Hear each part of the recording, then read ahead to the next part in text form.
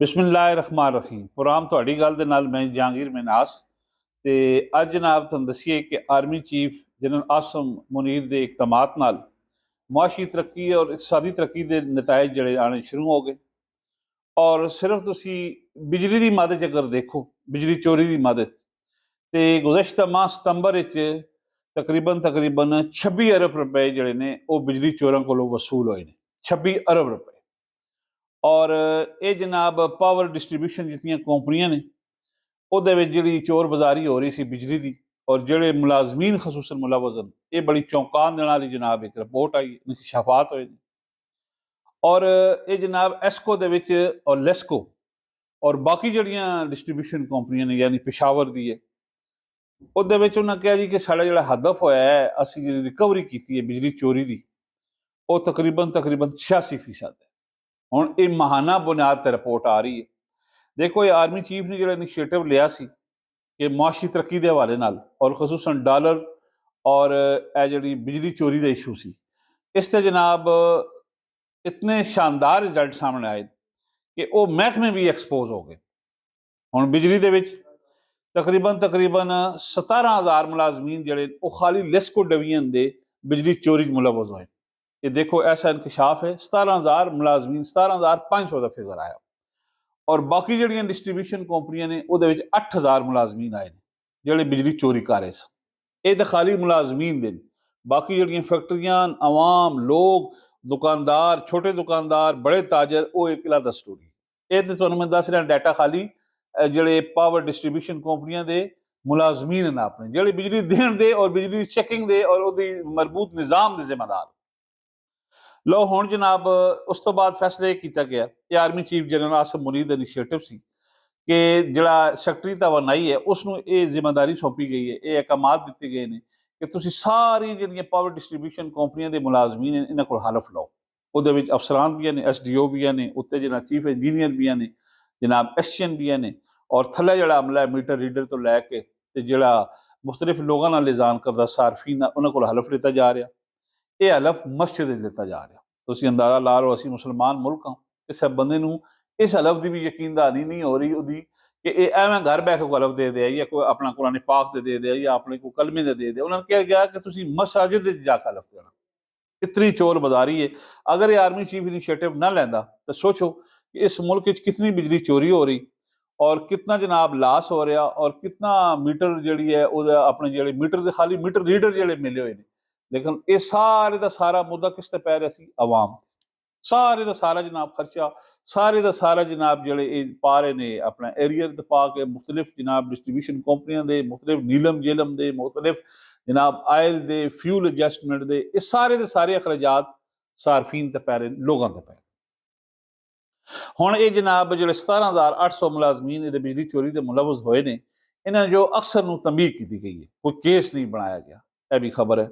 और 8,000 मुलाजमीन जोड़े ने ये खाली लेस्को लाहौर डिवीजन तो इलावा ने जोड़े बाकी मुल्क के, ये तो मुलाजमीन की शरह इतनी हैरत अंगेज जी फिगर आए ने, जो दादो शुमार आए ने, ये खाली मुलाजमीन दिन जोड़े लोगों के वो डाटा तो आहिस्ता आहिस्ता आ रहा। हुण 43 बिजली चोर इस महीने के पकड़े गए खाली लाहौर डिवीजन के, लेस्को के जी डिस्ट्रीब्यूशन कंपनी 43 का फिगर आया। ये बिजली चोरी ये कोई नहीं है कि बिजली चोरी को 150 यूनिट वाले सन, ये बिग फिश है, बड़े लोग। ਇਹ तो सरकार सिर्फ बिजली की सूरत हाल में तुहानूं दसी है, अपनी जी इत्थे मोटी मोटी गल तुहानूं दसी है कि जिहड़े बिजली चोरी और बिजली चोरी दे विच अगों मुलाजमीन जिहड़े मुलवज़ और जिहड़ियां वसूलियां होईयां ने माए सितंबर दे विच, ये 86 अरब रुपया कोई मामूली गल नहीं है कि 26 अरब रुपया कि खाली एक महीने दे विच बिजली चोरां कोल रिकवर होया। और अगर ये रिकवरी जारी रही तो इंशाअल्लाह हुण तो सर्दी भी आ गई, अपना AC वगैरह बंद हो गए और जी बिजली का शार्टफॉल है 5,000 तो 6,000 का वो पूरा हो जाएगा। लेकिन बिजली चोरी एक बहुत बड़ा इशू सी और एक खौफ क्या पैदा किया? आर्मी चीफ ने पैदा किया। जिस तरह जखीरा अंदोजन के इशू से ताजर ने फड़िया है ना, तुहानूं पता ताजर बहुत फनकार हैं इस मुल्क, टैक्स देना मौत है नास्त।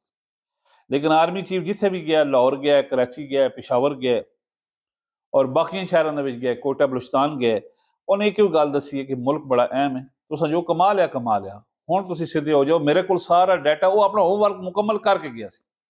तुसीं वेखो उस तो बाद ये खाली डॉलर जड़ा है उसने पहली मीटिंग की गल दसी कि मैं 255 ते लियाना 275 तक आ गया।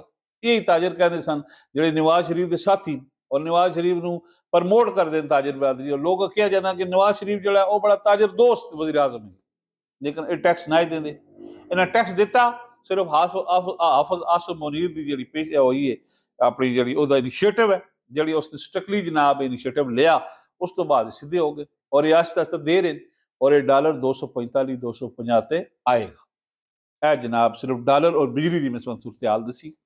हम थोड़े ना गल करिए एक सियासी पेशरफ्त हो गई रात में। आसिफ अली जरदारी चले गए मौलाना फजल रहमान दे घर। मौलाना फजल रहमान की खुशदामन जी सस साहब फौत हुई सन, बज़ाहिर तज़ियत वास्ते गए, लेकिन आसिफ अली जरदारी और पीपल्स पार्टी बड़ा शदीद मसला दरपेश है कराची के सूबा सिंध के। क्यों उत्थे MQM GDA और JUI जी मौलाना फजल रहमान की जमात है इकट्ठियां हो गई ने, इन्हें इलेक्शन इकट्ठा लड़ना है और पीपल्स पार्टी उत्थे शहरी हल्के चो निकल गए दही हल्के तक महदूद हो गई। वो आसिफ अली जरदारी जो दावा कर रहा है कि मेरा बेटा बिलावल अगला वज़ीर आज़म होएगा, वो जनाब पूरे 3 सूबे छोड़ के अपने कराची के उथे जामशेरो और उथे जो लड़काना तक महदूद हो गया। नई डिवेलपमेंट है, उन्होंने गले गुजारिश भी की, बज़ाहिर दुआस तक गए सन, खबर उन्हें जारी की थी कि जनाब तज़ियत की थी, लेकिन उन्होंने मौलाना फजल रहमान को कहा कि तू साड़ा पुराना साथी है। और मौलाना फजल रहमान सबसे ज़्यादा तनकीद भी बिलावल तक कर रहे हैं, क्योंकि कहता है कि PDM जी पहली जमात जी निकली वो पीपल्स पार्टी और बिलावल मौलाना तक कर रहा है, क्योंकि मौलाना ने 2-3 ऐसे बयान देते हैं कि इलेक्शन जनवरी से नहीं होने चाहिए। ये तो पीपल्स पार्टी भी चौंक गई है, बिलावल भी चौंक गया, जरदारी भी चौंक गया और उन्होंने राती जनाब उन्होंने मनाया। मौलाना का तुम पता बड़ा रोल है और अजकल मौलाना शहबाज शरीफ की तरह एस्टैब्लिशमेंट को बिल्कुल घेरे चला गया, उन्होंने गल बोल रहा है। लिहाजा आसिफ अली जरदारी की परेशानी वध गई सी। रात को मुलाकात हुई जी बज़ाहिर दुआत हुई, लेकिन उन्होंने मौलाना साहब ने गिले शिकवे किए ने। खबर यह आई कि मौलाना साहब ने भी उस दुआ करके टोर दिता। जनाब तो गलबात सी। साढ़े चैनल M2M सबसक्राइब भी कर दो, मोहब्बत फरमा के शेयर भी कर दो। मैनू दो इजाजत, अल्लाह हाफ़िज़।